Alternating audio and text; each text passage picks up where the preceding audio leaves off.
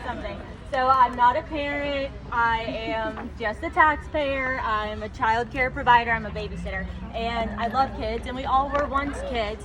And it kind of discourages me to not see more of the general public, even if you don't have kids, out here, because we're all, like, it takes a village to raise a child. And kids, just seeing them running around being kids has been so great, because for a year and a half they've been isolated from their friends. They haven't been able to go to school normally. Their lives have just been upside down with no real hope of the future. They shouldn't be able to, nor can they think that far ahead.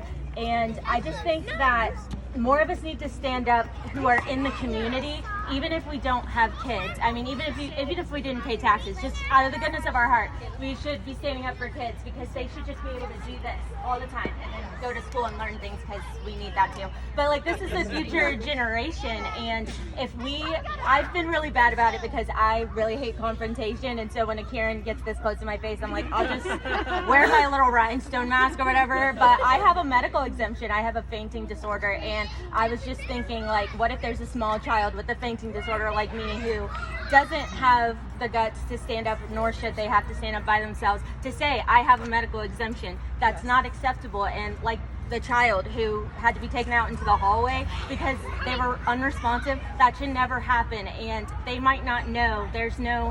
When you're about to faint, you don't always catch yourself, and so you might not be able to speak up for yourself. But it shouldn't even get to that point.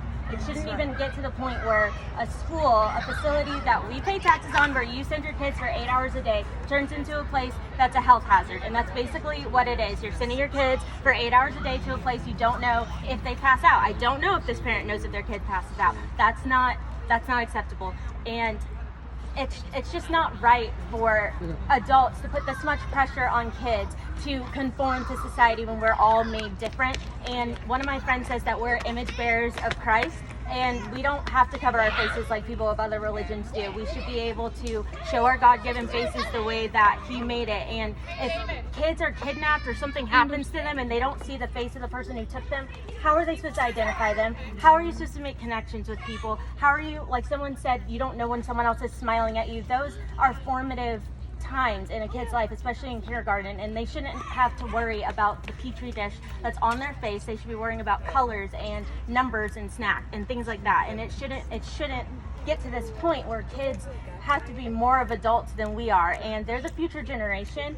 So if they see a bunch of us just standing around complying with orders, not saying that you guys are because you're here, but if they see the vast majority, their teachers, people they spend 8 hours a day with, just complying with orders, and they grow up and they turn 18, what are they going to do? They're not going to know how to stand up for themselves because it was never taught. I mean, there's some people that are ingrained leaders, but once you shove that down in a person, you lose it in a person. And so we just need to be more role models for these people, because we're all that they have. We're the first line of defense. Parents are the first line of defense, and then the rest of the community is as well. So that's all I have to say.